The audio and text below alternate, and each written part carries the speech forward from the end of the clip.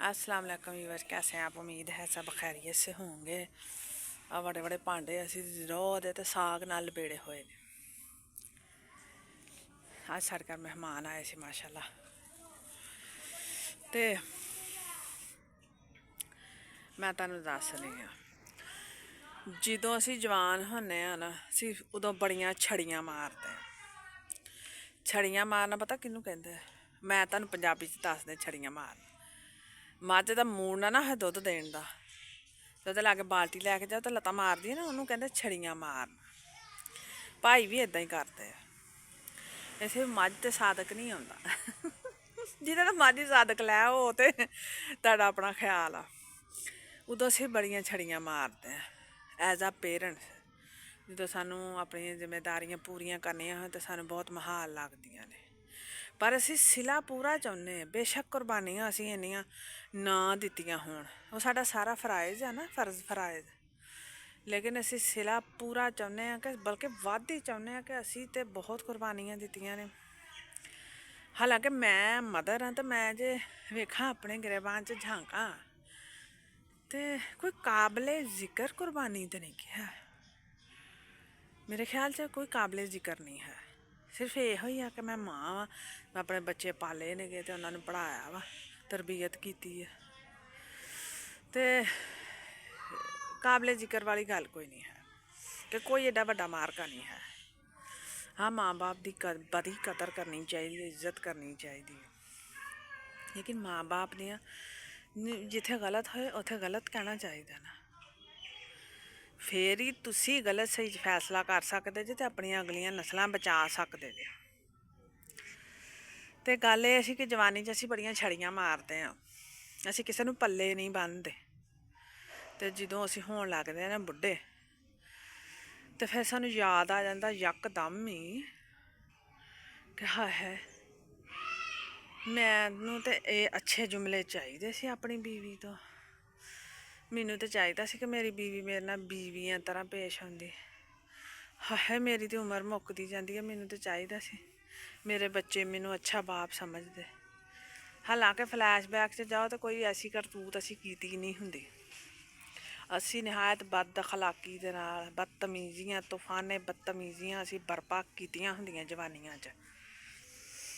लेकिन बुढ़ापे च सानू सारा सिला चाहिदा। अगला बंदा सब कुछ भुल जे ते बस तुहाडे तलवे चट्टे। ते तुहानू कि चटवाने भी आउंदे तलवे?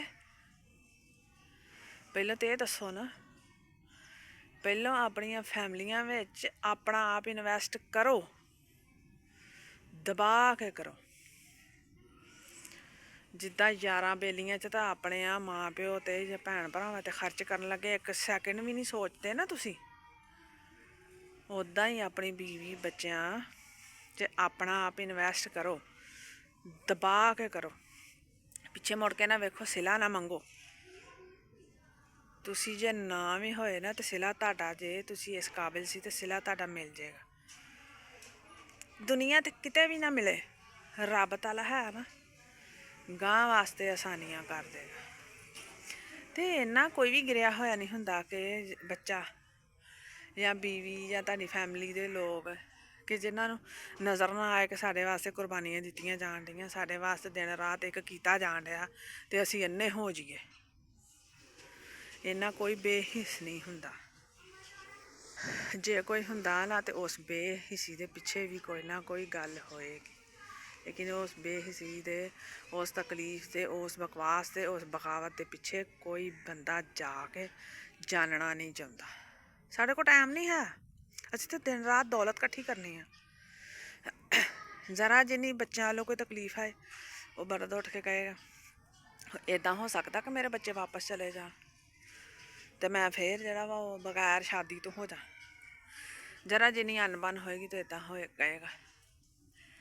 तो बुढ़ियां भी दरअसल जेह्ड़ा ना वो किते ना किते इदां ही सोचदियां, अनबन जो होई हुंदी है।